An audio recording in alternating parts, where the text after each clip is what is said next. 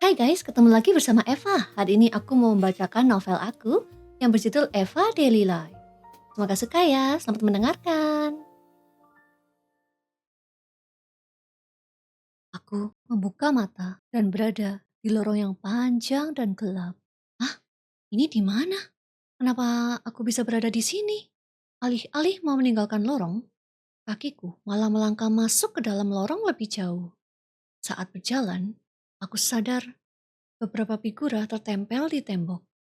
Tapi fotonya kabur. Ada pula yang kosong. Melihat hal itu membuatku tidak nyaman.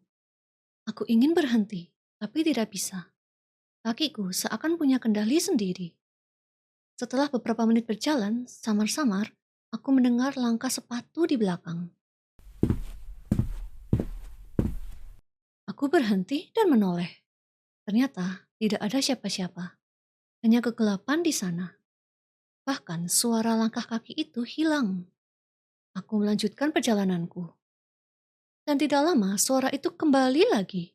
Kali ini lebih cepat.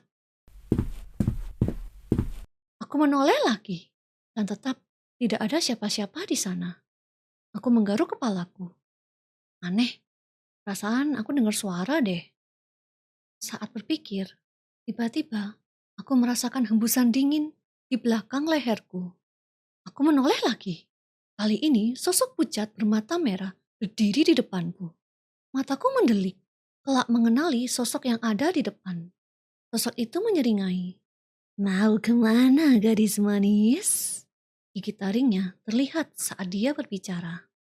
Aku ingin lari, tapi badanku kaku. Tanpa buang waktu, sosok itu melompat menerkamku. Aku terbangun. Sosok seram dan ruangan aneh itu hilang, tergantikan dengan kamarku. Aku menghela nafas. Astaga, mimpi aneh itu lagi.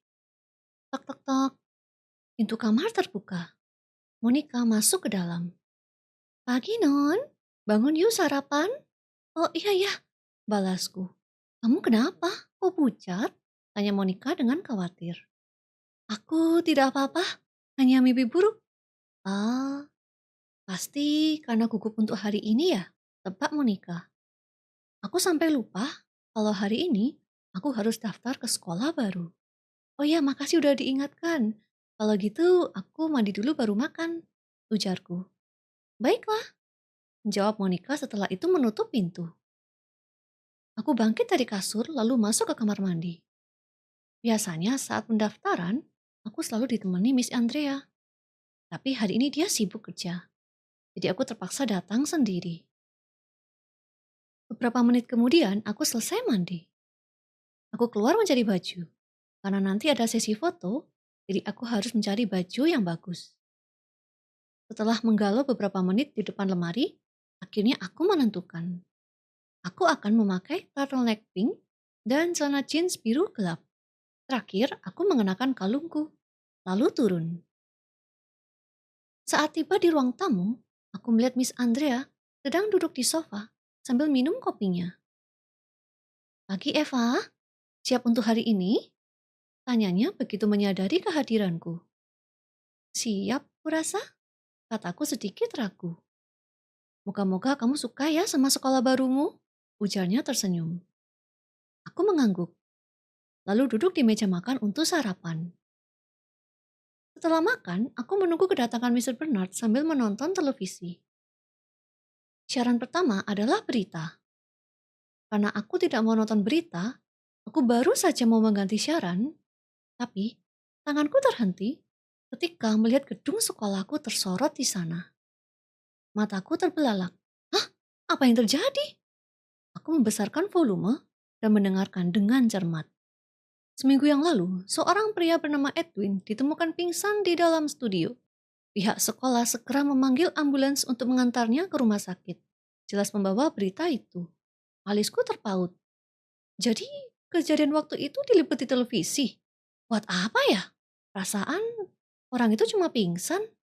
Setelah melalui beberapa hari perawatan, Edwin bangun.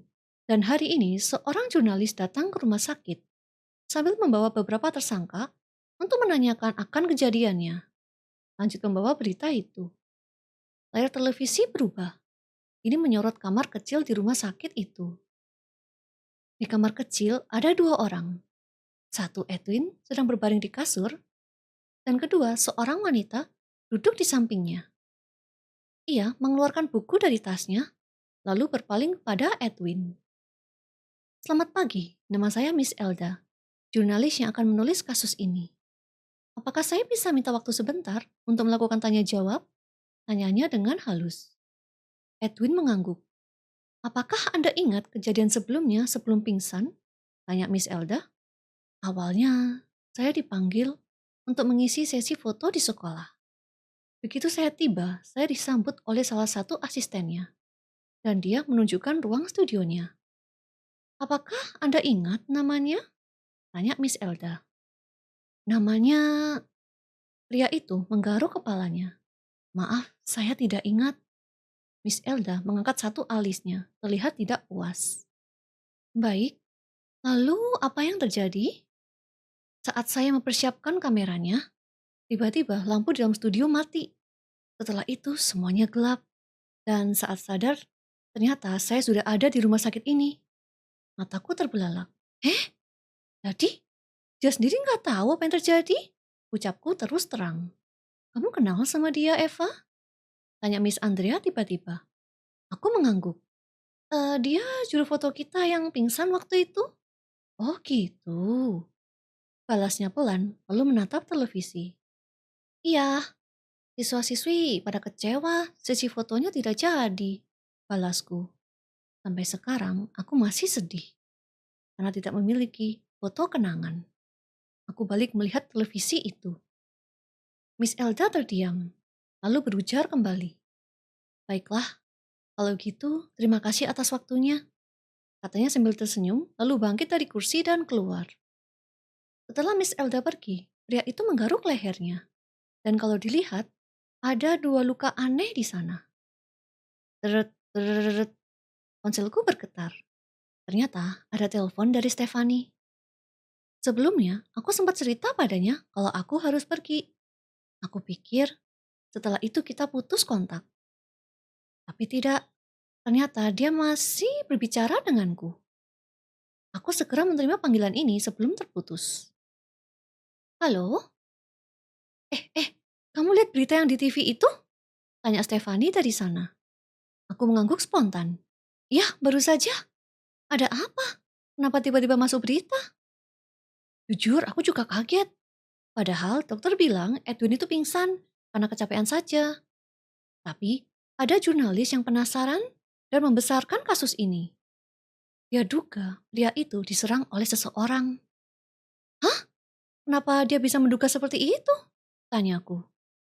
Katanya, dia menebak dari situasi studio yang berantakan. Makanya waktu Edwin bangun, jurnalis itu langsung bertanya padanya. Dan ternyata Edwin tidak ingat apa-apa. Kasihan ya, kok dia bisa amnesia mendadak sih? Aku juga nggak tahu ya. Dokter bilang mungkin kepalanya terbentur hingga amnesia. Apakah bisa sembuh? Tanyaku. Katanya bisa, tapi lama sekali. Wah, semoga dia lekas sembuh deh, balasku. Ya sudah, aku tutup dulu ya. Kalau ada apa-apa, kabari lewat pesan aja, titipnya. Setelah menutup panggilan, tiba-tiba aku ingat sesuatu. Aku ingin menanyakan tentang Cassidy. Setelah mengirim pesan, Monica masuk dan mengabari kalau Mr. Bernard sudah datang. Aku menyimpan ponsel ke dalam tas lalu beranjak dari kursi. Eits, jangan lupa formulirnya. Sambung Miss Andrea sambil menyerahkan tas lempang biru padaku. Tas itu berisi dokumen dan surat-surat untuk daftar. Aku tersenyum geli. Haha, iya hampir lupa. Aku menerima tas itu lalu keluar rumah. Mr. Bernard sedang berdiri di depan mobilnya saat aku keluar. Hai Mister, nunggu lama tidak? Tanyaku. Mr. Bernard menggeleng. Tidak, aku baru saja sampai. Bajuku cukup formal tidak? Aku tidak tahu gaya fashion luar seperti apa, ujarku. Seraya melihat penampilanku. Tenang, di sini tidak ada larangan mau pakai apa. Aku tersenyum. Syukurlah, karena dari berita yang aku baca semalam, beda kota, beda budaya pakaian. Dan biasanya, Kalau pakaianmu beda, akan dihakimi atau dianggap aneh. Yuk masuk, takutnya macet di sana. Ujarnya membuyarkan lamunanku. Aku mengangguk dan langsung masuk ke mobil. Selama perjalanan, aku terdiam, mengamati jalannya. Jalan di sini kecil sekali, muat 2 mobil saja. Dan di sekitar sisi kita ada banyak gedung yang berwarna-warni. Semua ini toko juga, tanyaku menunjuk ke salah satu gedung. Bukan, ini daerah perumahan. Oh, kok kecil? Tidak kecil. Tiap gang sempit yang kamu lihat itu ada perumahan lain di belakang. Oh gitu. Kenapa Miss tidak minta rumah di sini saja? Banyak toko dan kelihatan hidup nih. Nyonya tidak suka keramaian. Makanya dia lebih pilih rumah di ujung. Jelas Mr. Bernard. Aku menggulung mataku. Saking sepinya, tidak ada siapa-siapa di sana. Setelah melewati perumahan, kita tiba di jembatan. Jembatannya sangat panjang. Dan di bawahnya ada laut yang gelap, sepertinya dalam. Jembatan ini mengarah kemana? Tanyaku. Jembatan ini mengarah ke alun-alun. Dan alun-alun itu yang menjadi penghubung antara pusat kota dan sekolah. Jelas Mr. Bernard. Oh, dekat juga ya sekolahnya kalau jalan kaki? Mr. Bernard mengangguk. Benar, tapi lebih enak pakai mobil. Cepat sampainya. Ya sih aku lupa kalau aku dilarang pulang tanpa jemputan. Sambil nunggu perjalanan, aku memeriksa ponselku. Berharap ada balasan dari Cassidy. Ternyata belum. Setelah puas melihat ponsel, aku memasukkan ke dalam tas dan melihat ke depan. Kini kita keluar dari jembatan, dan sesuai perkataan Mr. Bernard, kita tiba di alun-alun, lalu berbelok ke kanan untuk menaiki bukit. Selama mendaki bukit itu, tidak ada apa-apa di sekitar. Cuma pepohonan. Tapi begitu kita tiba di atas bukit, barulah terlihat beberapa gedung berjejeran di sisi kiri, dan juga mobil yang mengantri di depan kita. Wah, banyak sekali, kejutku. Mr. Bernard terkekeh.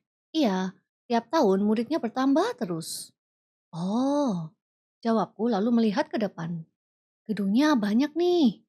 Apa ini sekolah SMA semua? Bukan, sekolah ini lengkap, mulai dari yang dasar hingga yang tinggi.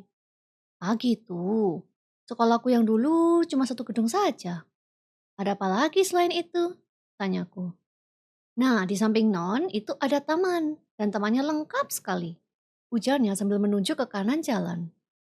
Aku menoleh dan mendapati sebuah gerbang kecil yang terbuka.